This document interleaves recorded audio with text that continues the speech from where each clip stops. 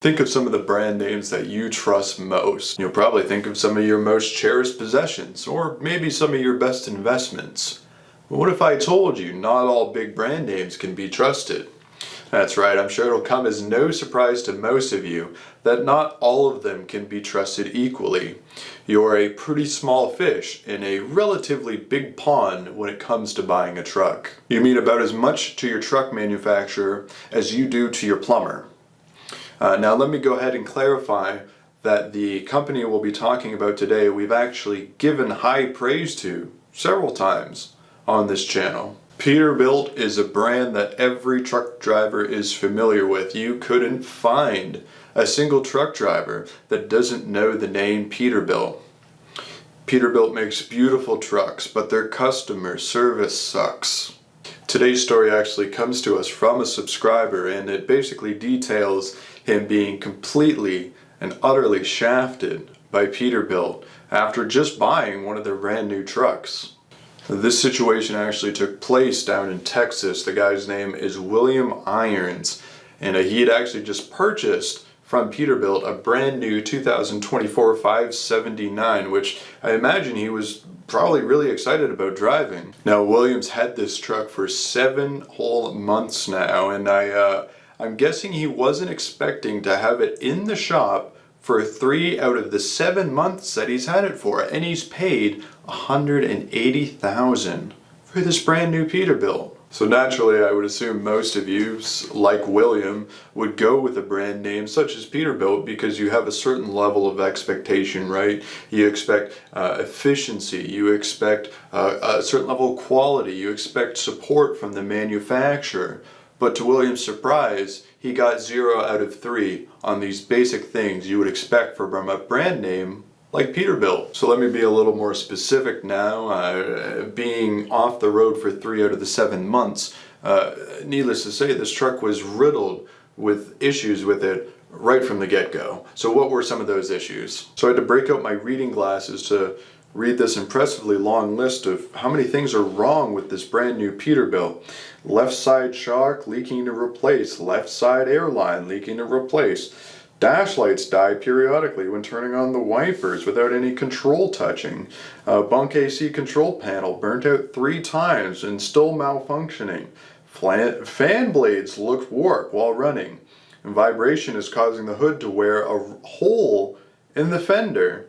I mean, there's just so many here. I'm not going to read all of them to you right now. What I'm going to do is I'm going to put the whole list of issues, and trust me, it's long, down in the description. So if you want to read every last thing that's in there that's wrong with this truck, check that out. But the majority of these are major electrical issues, vibration issues. The point is there's way too many things wrong here, as you can see, for a truck of that value. And for what you should have for an expectation when buying a new truck that Mike clearly has been bamboozled on. You can see right down there in the bottom right hand corner, I am in neutral. All my gauges are working. All my lights are working. I'm going to go ahead and shut off the interior lights so you can see the better video. And I'm going to back up enough and I'm going to put it in reverse. Truck's running, put it in reverse. All the lights go out and the 1 gauge stays illuminated. Everything else goes out.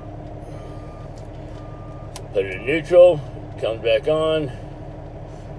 Never done that before. I don't know what's going on. Good luck with my electrical nightmare.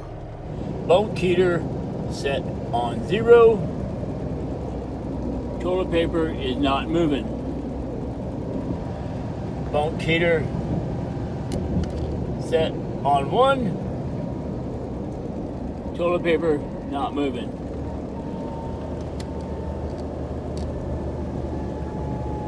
Bunk heater set on 4. Toilet paper not moving.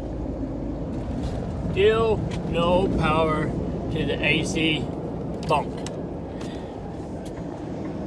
But check back in 5 minutes. You never know. It could come back on. As a wise man once said, reliability is everything.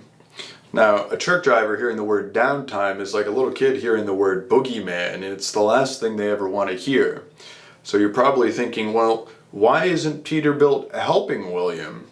Well, that's a good question. Let's talk about that. So William has actually taken in the truck at least 5 to 6 times now within the last 7 months. And we're not just talking about going into the shop with, 1 or 2 issues. There's enough issues with the truck that I couldn't even count it on 2 hands when he goes in. And not only that, but when they do send him back out finally after all the waiting time, it's still got the same problems that it did when it went in the first place. And this has happened to him 5 to 6 times now. From the arm's length list of problems that this truck has had from day one, it's clear that Peterbilt didn't really double check this truck to make sure it was good to go on the line before they sold it.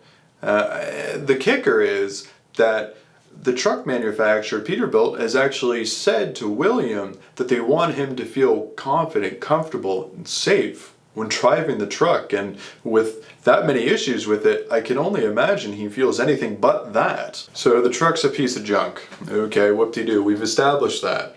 Now what? What can he do next? Well, some of you probably already thought of, well, wouldn't he be covered under the lemon law?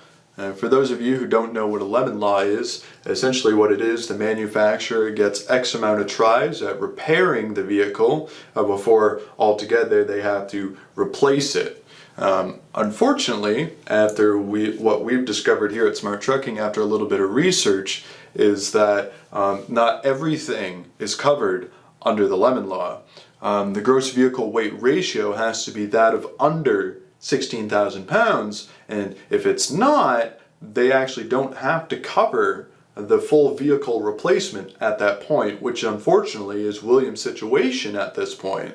So attached in this slew of emails that we got from William was actually a video clip that took place shortly after the truck had been bouncing back and forth between 2 dealerships. William called one of the dealerships wanting to know some updates on some recent repairs he was having done with the truck.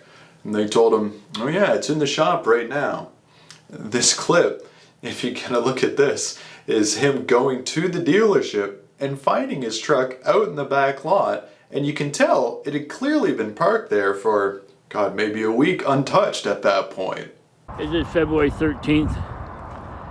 Truck has been in the shop a little over 2 weeks, 19 days to be exact. They say they're working on my truck, but as you can see, my truck is parked out back here. They're supposed to be working on electrical issues, vibration issues. It's a little hard to work on electrical issues when your truck is in the backyard. So I don't know what's going on here, but we come to get some stuff out of our truck. And there is no work done as of yet that I know of. I can't get in the truck, so I can't see if they have the electrical tore apart yet or not. But okay, we're in the truck. You can see where they are allegedly switching out the main brain of the truck. They claim to be, that's what the issues are causing, all the electrical issues in the truck.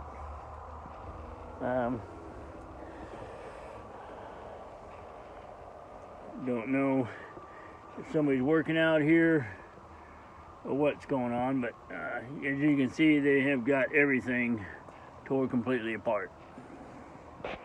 And just when you thought there couldn't possibly be any more layers to this cake, the financing company, PACCAR, which as you probably know owns Peterbilt, have been continuing to give William a hard time. Their collections officer has been emailing William week after week after week with just a barrage of nasty emails wanting their money as soon as possible. The company he purchased from. As a truck driver, you're probably sitting there and your blood's starting to boil from the frustration of how just incredibly stupid this story is. I'm going to share with you now some of William's frustration from one of his emails that he has sent to us from a couple months back now. If the truck starts vibrating again or we have any more electrical problems, then I'm going to have to give the truck back and seek legal counsel and file for bankruptcy. We cannot afford to have this truck in the shop every other week for the same issues. We have repeatedly asked Peterbilt for a different truck from week 1 of purchase. 27 days down, hotel expenses, rental cars, and living expenses, all with little to no income. I'm asking as a small business owner for any assistance possible to keep from going under with this new truck, preferably before my warranty is up and I have to start paying out of pocket for the same issue Peterbilt could resolve when it was under warranty. So it's pretty clear at this point in the story that Peterbilt doesn't really have any intentions of helping poor William. They've done everything but what they should have done from the get-go is replace the truck for him. They've harassed him with excessive emails about payments. The dealerships have lied to him. They've kept him off the road for 3 out of the 7 months that he's had this truck. So why, as a consumer and a truck driver, should you care about this situation? Why should you care about William's situation? Well, when buying a new truck, there's no guarantee that you might not draw the short straw. You might get an absolute piece of crap. Sure, investing in an older truck might not be the safest bet either, but at least you've only cashed out a $40,000 check at that point. These guys are on the line for $180,000. Now, I'm not saying $40,000 is no measly nothing, but that's a lot easier of a blow to take than $180,000, and not just going to anyone. This is Peterbilt, for goodness sake. You would have a certain level of expectation of quality when investing in one of their trucks. And unfortunately, as we've seen from their customer service and the emails that I've read to William, it's everything but that. So yeah, really sad to read about this whole situation. It was obviously handled incredibly poorly. I, of course, expected better of Peterbilt as well. Really let down by what I've read in these emails about how they've handled William and his truck. So it got me thinking, obviously William's not the only guy out there that's ever been screwed over by a truck manufacturer. So if you have a story like that and you want to share it with us here at Smart Trucking for maybe a possible future video, feel free to send that into our email and that'll be linked down in the description below. So that's it for now, drivers. Again, remember, buyers beware, because you mean nothing to these big brand name manufacturers, and don't forget that the next time you're buying a brand new truck. So that's it. Stay safe, keep the rubber side down, and we will see you on the back haul. Well, I think it's safe to say I won't be wearing this coat anymore today.